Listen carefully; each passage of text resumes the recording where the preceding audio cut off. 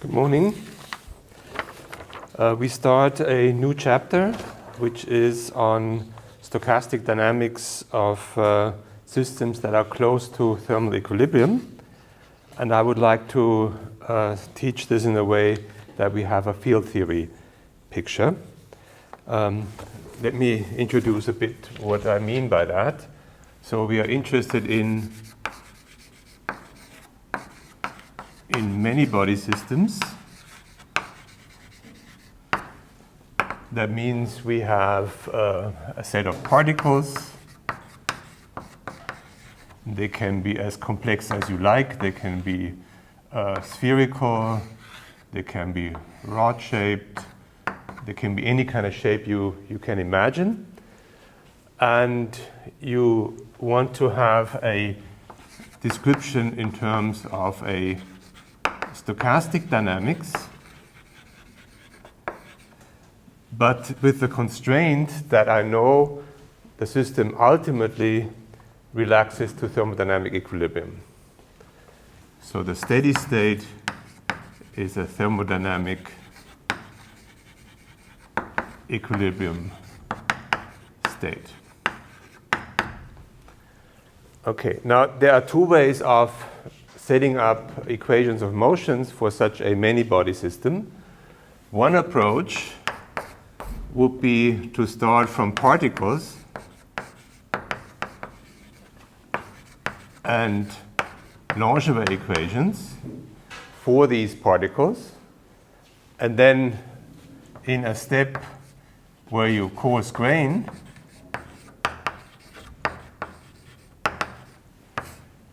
you go to fields. Okay. That's more or less a statistical physics type of approach where you start from a microscopic picture and you derive the thermodynamics from it. It has its values, but it also has its limitations. The other approach is one that is a continuum approach.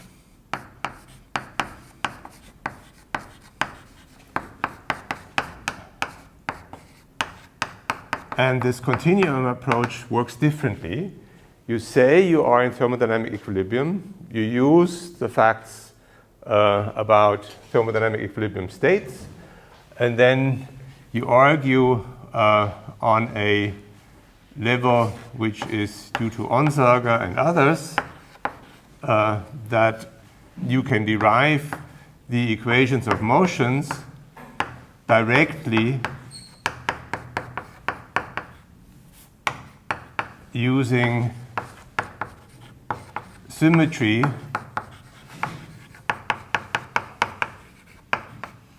and thermodynamic constraints.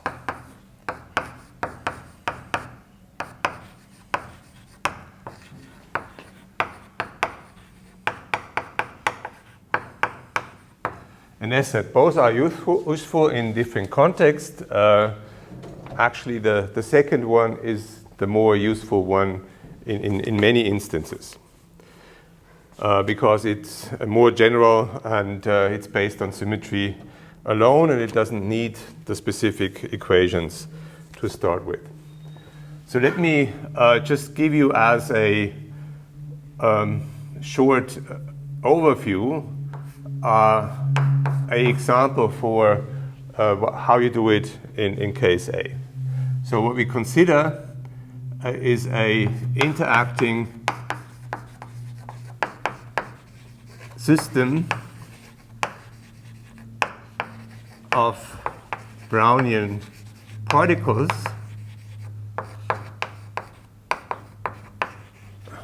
with a pairwise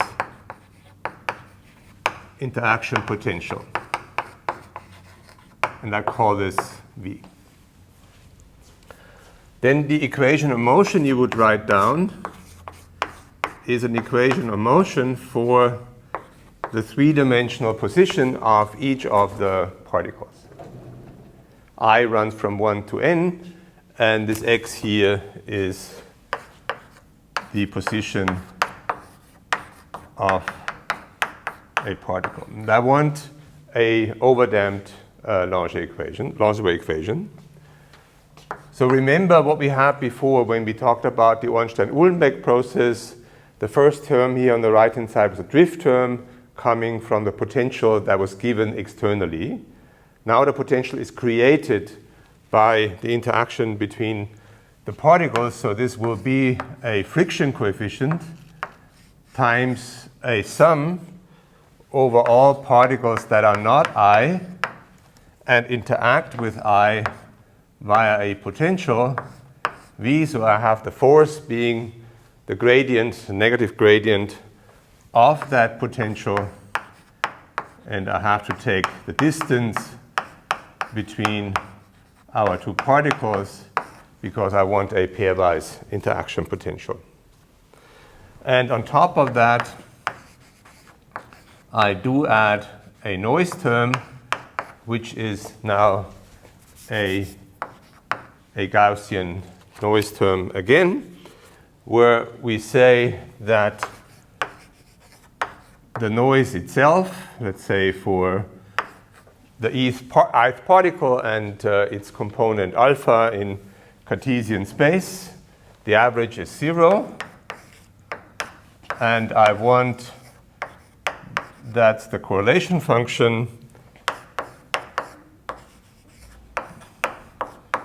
of the Gaussian noise that we have here, the white noise between two different time points, different particles, and for different Cartesian coordinates is given by 2 mu kBt. And that is because we want the system to relax to equilibrium. So this is equivalent to 2 times the diffusion coefficient, delta ij, delta alpha beta, and delta t minus t prime. Okay, that's an equation of motion that you could simulate on a computer because you can simulate stochastic differential equations. And as long as you're just interested in computer simulations, this is the form you would use.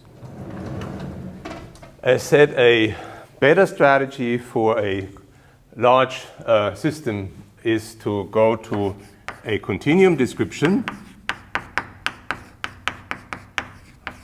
So we want this for a density of my Brownian particles.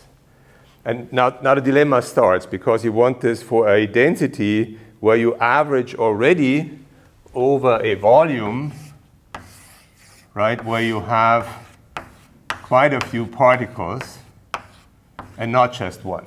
Okay? And you want to somehow average or coarse grain such that you can replace this here by a continuum function that's in the real numbers, positive real numbers. That's what you want. The way you would write this formally first is to say that you write this as a sum over delta functions, delta x minus xi of t. That's not what I draw on the right-hand side. This is an awkward object summing over many delta functions, giving you the location of all the different particles. So in order to derive a field theory, you somehow need to go from this to something like that, which is a coarse-grained average variable. Okay, and there's a way of doing this, which is rather involved. And let me state the final result, and you can look up the calculation in my notes. So what you do get is the following. You do get an equation for the density, and now I really mean this to be an averaged macroscopic density of the following form, which you kind of could guess. So you have a term which is a gradient, so a divergence here in that case, of a current. And that should be the case, right? This is a density, and the density needs to be conserved overall. So it needs to be a conservation law. And that current here is one where you have the density times an integral over a density times the gradient of the potential x minus y. Okay, what is that? If you take the mu in, this is a term that's coming from the forces that you have in the system. The forces will create fluxes, and these fluxes will give rise to a term like so. There's another term that we derived earlier. This is a term of the form, so this is extra, this is the bracket closed. That's from the pairwise forces. And then you have a term gradient squared of rho of x and t. And that's the term coming from the Gaussian noise that you have. It gives rise to diffusion. And that we had before when we talked about a single particle. Question though is, what is the noise? Right? What do you write for the noise term on the right-hand side? You should write a gradient or a divergence because this is strictly conserved. Not just on average, this is a strictly conserved quantity, so you have to have a gradient of a flux, and the flux has to include the stochastic part of the flux. So what you will have is here a term which is a white noise term, eta of x and t. And I specify this right away. So the noise term, so with a Langevin noise again, and this eta has the following form. Eta I of x and t, it's now a field. So it's not just a random variable at for a given particle, it's also a field, so it depends on position and time. And what we write then is the correlation function at different points in space and at different points in time. And this is, again, the same prefactor as the white noise that we started out from. That should be the case because that's the noise amplitude that we have anyway. And it turns out that this you can write as delta ij, delta x minus x prime, delta t minus t prime. And to be precise here, this is a d-dimensional delta function in space. So what else do you have here? This is not just a constant. Let me argue heuristically. So if you have a volume here, my averaging volume, then you will have particles in there. And there will be fluctuations in the number of these particles. And according to the limit theorem, the central limit theorem, these fluctuations will scale as the square root of the number of particles in there. Okay? So the density will fluctuate proportional to the square root of rho. And therefore, what you get here is rho of x and t. Okay, and this is meant to be in the Ito sense, and that comes from the derivation of the equations. Okay. Now, you can rewrite this in a very interesting form. You can write it the following way. Let me do this in different color. You can write this again as the gradient of a current with the current that you have being given by mu times rho of x and t times the gradient of a chemical potential. And in our case, this chemical potential is the derivative of a free energy functional with respect to rho of x and t.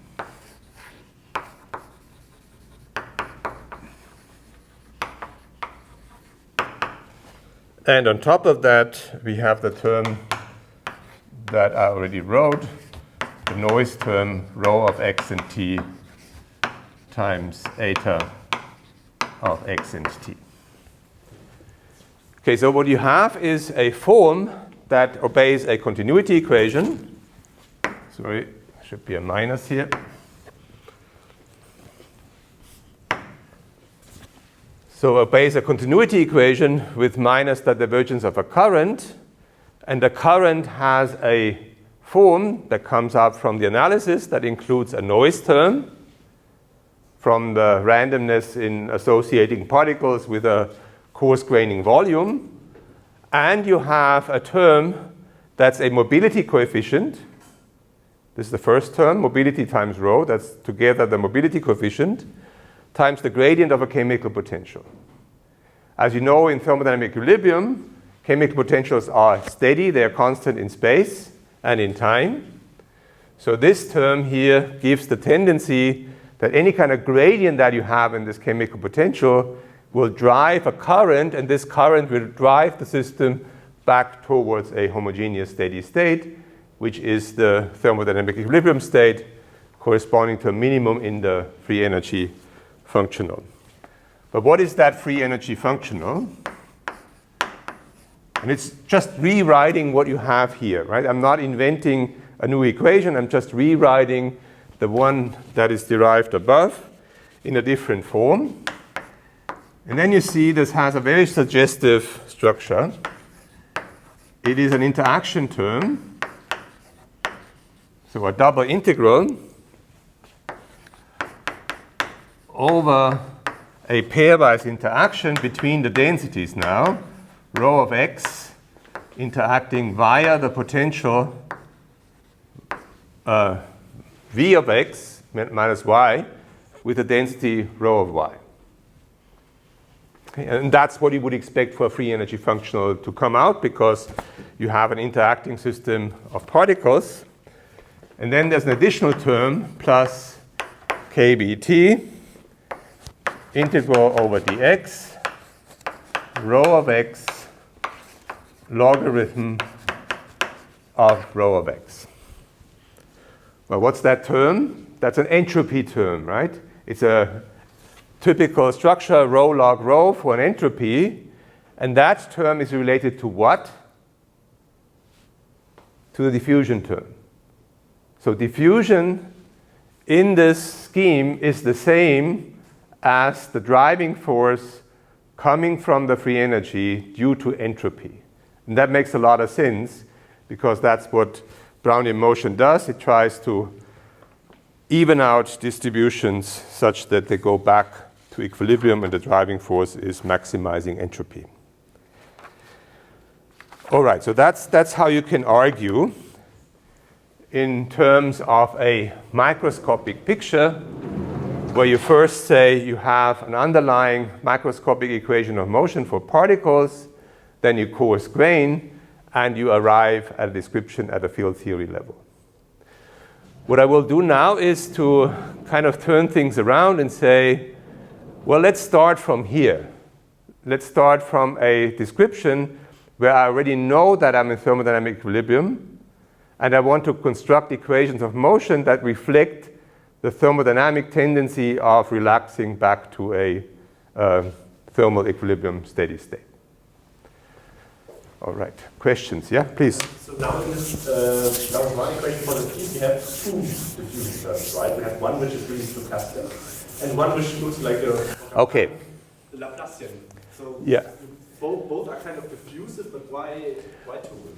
Okay, so this is a very good question, very important question. So when we derived from the Langevin equation for a single particle, the corresponding Fokker-Planck equation for that single particle, you got from the noise a diffusion term in the Fokker-Planck equation. Now, we don't have a Fokker-Planck equation for a single particle. We have a stochastic dynamics for a particle density. So the particle density itself is a fluctuating variable. So this is not a Fokker-Planck equation. This is a Langevin equation. And then there is two terms that both reflect the fact that you have Brownian motion. The one is the part that, so to say, the deterministic part, if you like, that smoothen out the density profile. And the second one is the leftover stochastic part that comes from the physics of this. You have Brownian motion that will kind of spread this out. But along the way, there's going to be a roughness here kind of this profile. And that's reflected in this noise amplitude that you have here. Okay, so it accounts for the fact that due to Brownian motion, our density field is a stochastic field and not a deterministic field. So should one call this above the Laplace thing in the equation of motion a diffusive term, or is it? Yeah, that's a diffusion term. That's a diffusion term, and that's the noise corresponding to the diffusion term. That's what you would call it. There will be other types of noise when you consider chemical reactions, for example. Then this equation will be supplemented by other terms that reflect the chemical reactions, which are also noisy. And then they will be different in terms of that. And again, you will have the same kind of dichotomy. You will have a deterministic part coming from the chemical reactions, and you have a noisy part coming from the chemical reactions. Good. Now let's turn to an approach which is to a large part due to Onsager, and I call this part Onsager coefficients and symmetry relations.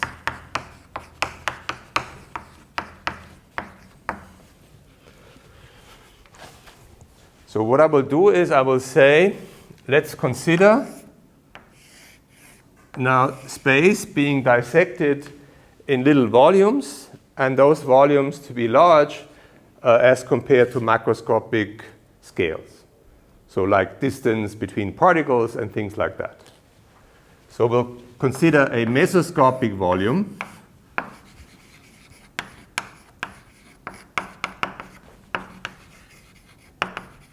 That's intermediate between micro and macro. That's why it's called mesoscopic.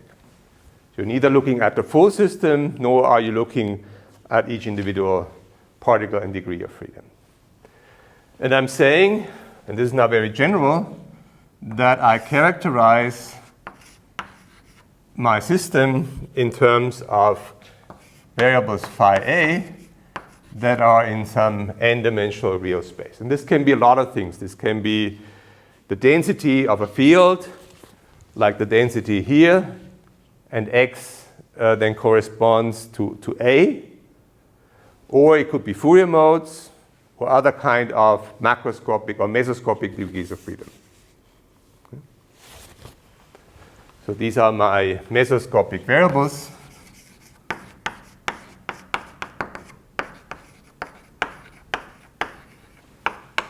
E.g. rho of x, okay, and x being the A. Or, if you like, rho of q, where q would be a Fourier mode.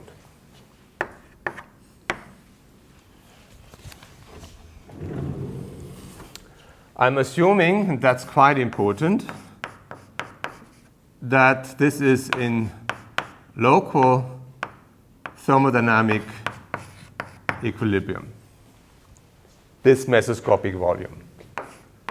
Okay. So that means times are large enough and space is large enough such that the system relaxes to a thermodynamic equilibrium state within this given volume. That means that I know the equilibrium distribution for this set of variables in the limit of time going to infinity, or at the time scale I'm interested in the motion. At this time scale, the system is equilibrated, so meaning this is proportional, according to Boltzmann, to the exponent of the Boltzmann entropy as a function of all these variables. And I don't specify what system I'm looking at here. This can be a very, very general system. All I'm saying is that once I know the degrees of freedom and have specified them, and I know that this is in local equilibrium, this must be described by an entropy.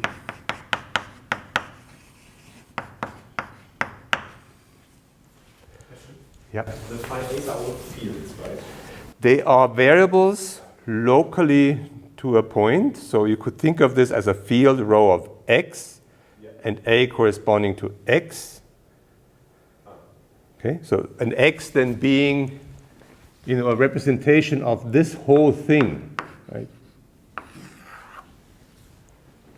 But when you do field theory, you cannot talk about a space point. In the end, you do, because you smoothen things out. But when you try to think about it, really, you need to assume that you're considering a coarse graining level such that a space point actually corresponds to a local space volume, and that volume is large enough for my system to locally equilibrate in this volume. So A is the index for which box? Yeah, A is a box index. And or a Fourier index. Okay, and phi A is then an Rn. Like yeah. multidimensional. Yeah, so the A is a box index. That's the best way of thinking about it.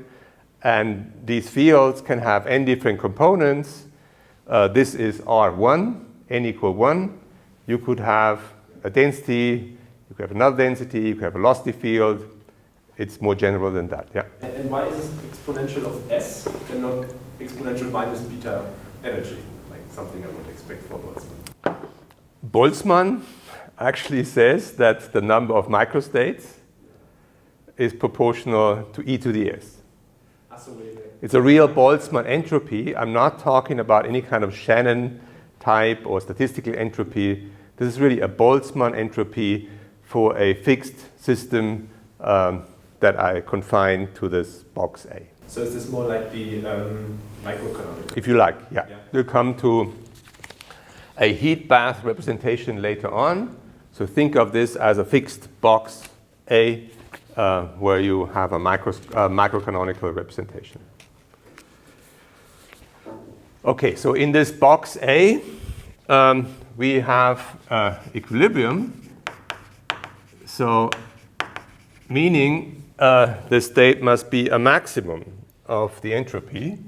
So in other words, if I take the derivative of this, and let's say the phi's are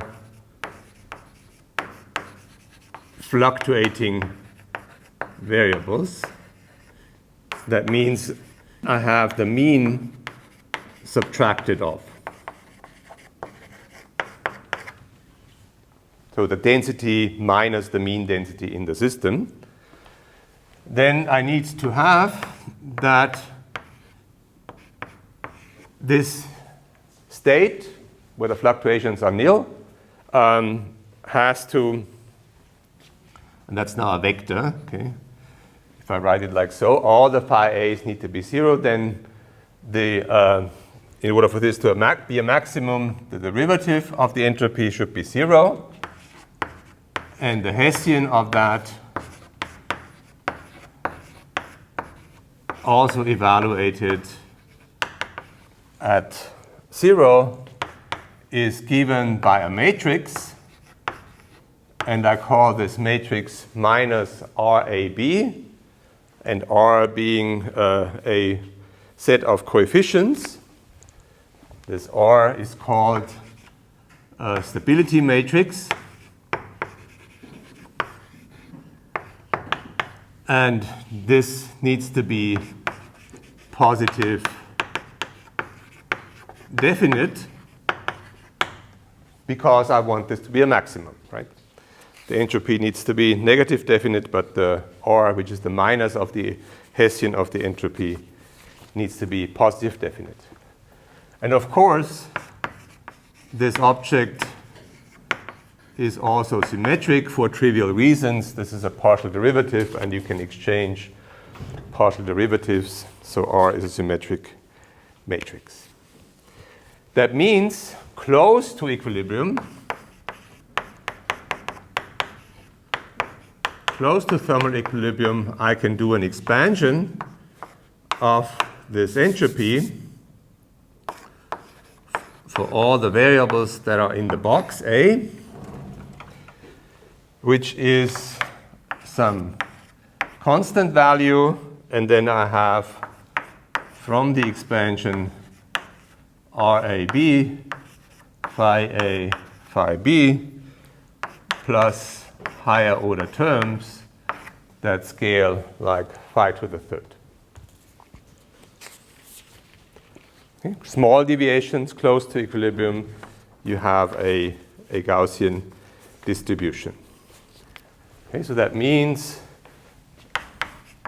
that P equilibrium is Gaussian. And once you know that, you can immediately write down what the correlation function must be. So for that, you see that a correlation function of the field in equilibrium,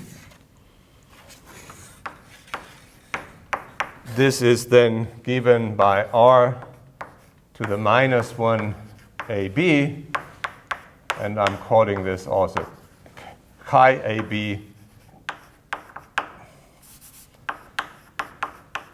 which is often also called a susceptibility or correlation function matrix. Good, that's not so much yet. It's just describing how you should understand a system that's close to thermodynamic equilibrium and what correlation functions are when deviations from equilibrium are weak. Now let me continue.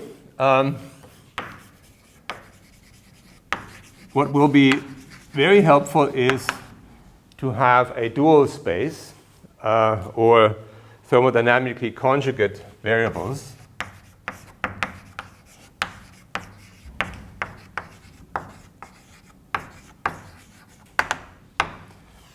And you know this from thermodynamics, right? If you have temperature or density, all these variables, you can define corresponding conjugate variables. So let me do this in a very general way. I do have my variables describing the state of the system locally by these cell variables, phi A, and I'm defining the gradients, the negative gradients of the entropy with respect to this field to be a generalized conjugate variable, and I call those generalized restoring forces or thermodynamic restoring forces.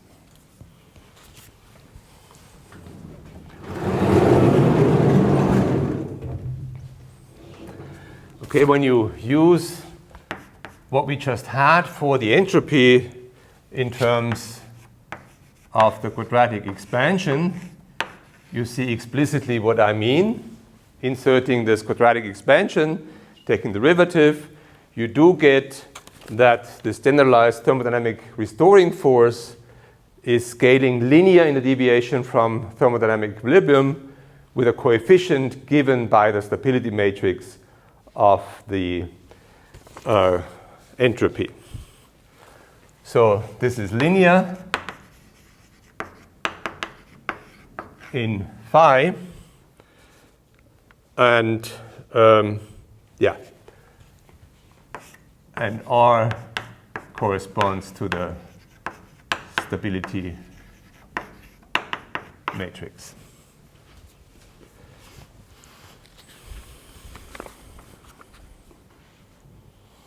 You can also write this differently if you like.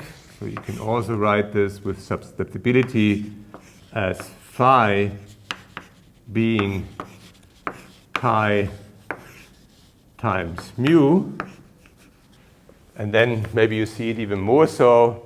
You have a force. The force is mu. The force leads to a response. This response is the change in the field.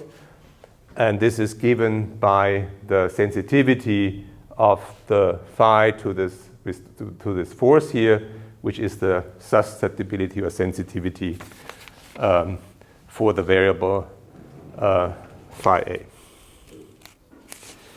Good.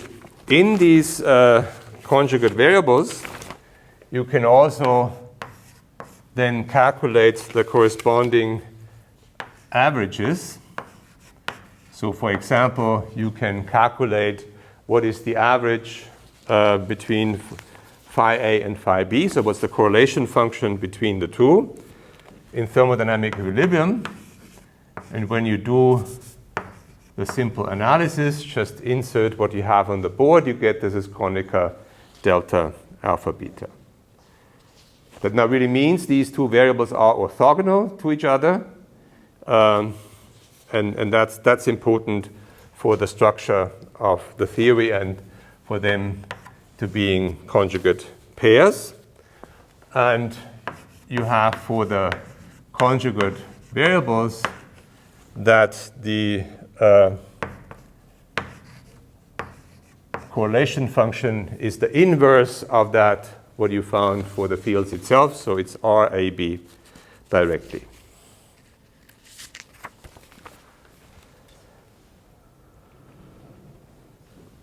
Now, let's look at time correlation functions.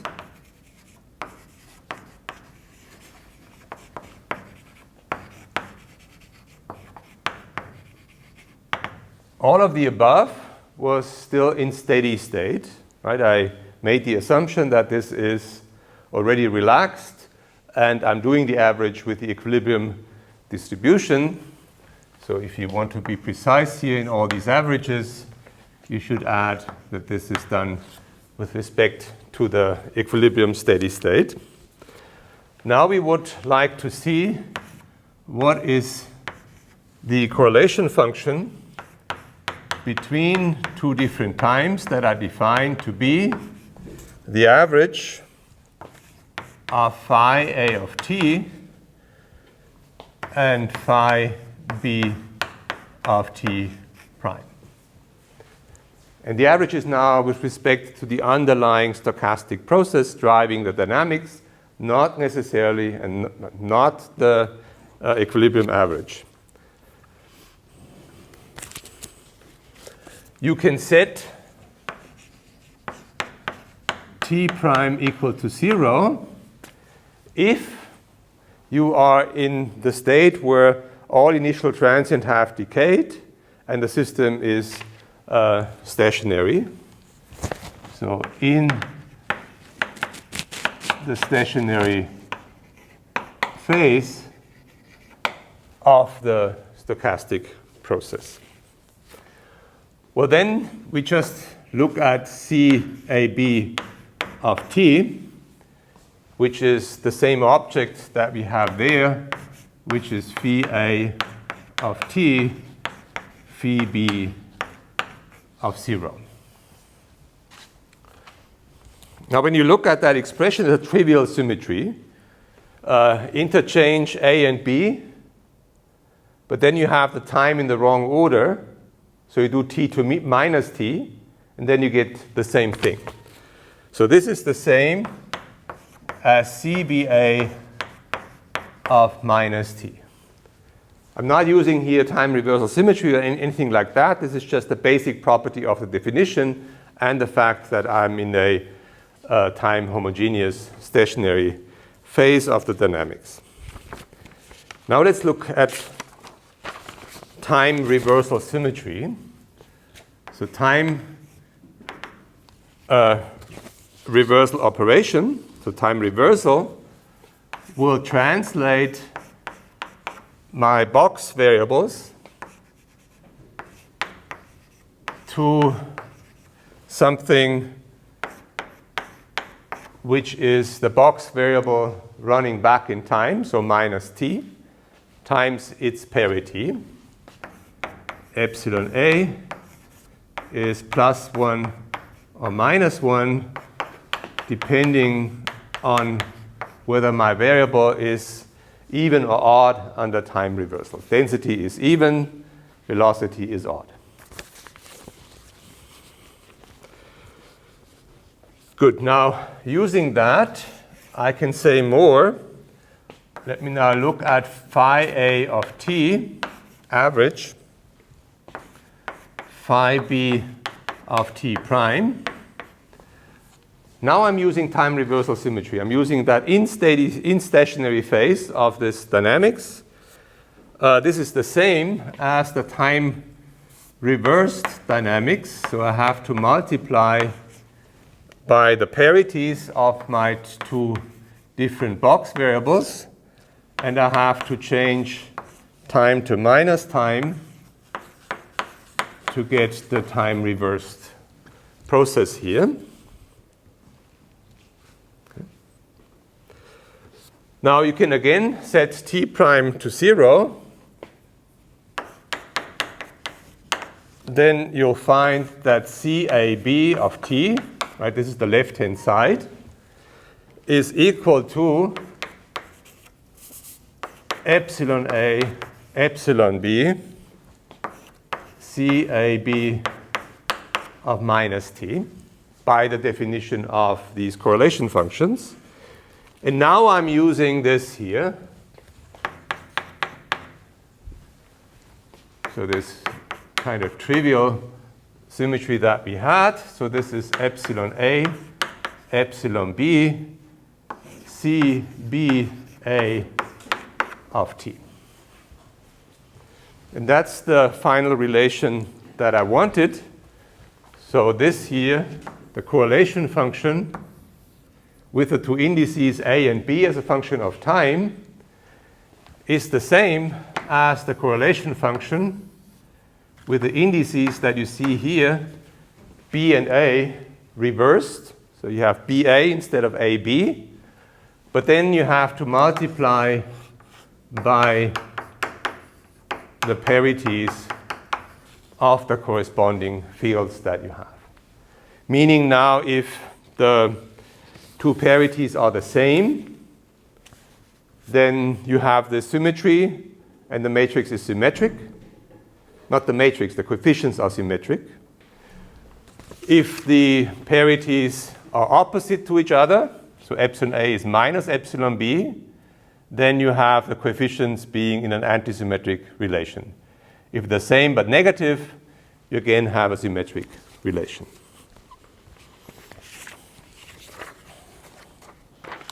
All right. Yep.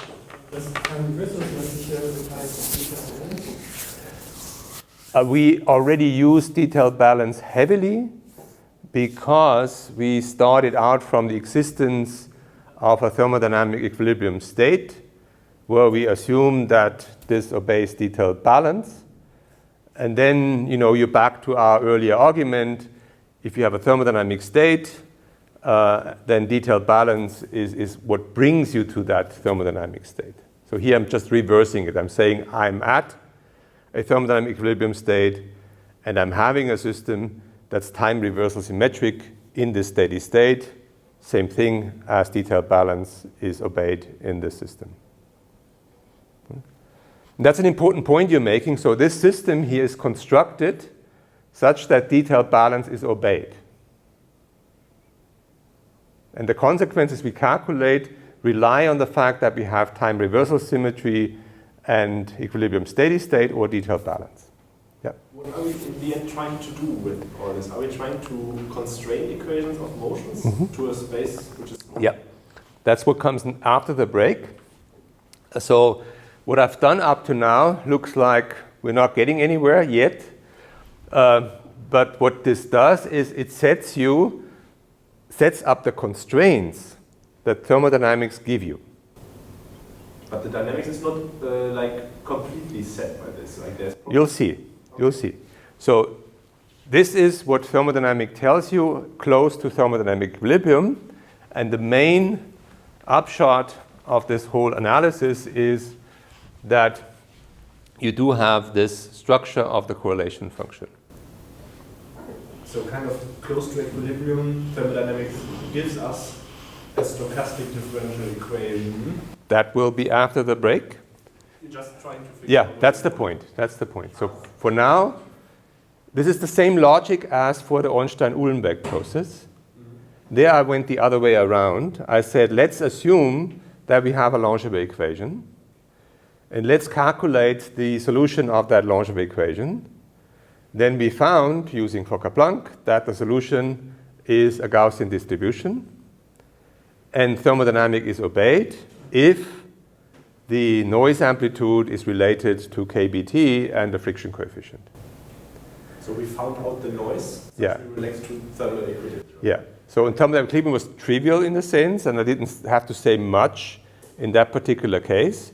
Here I need to say a little more because I'm dealing with a lot of different fields.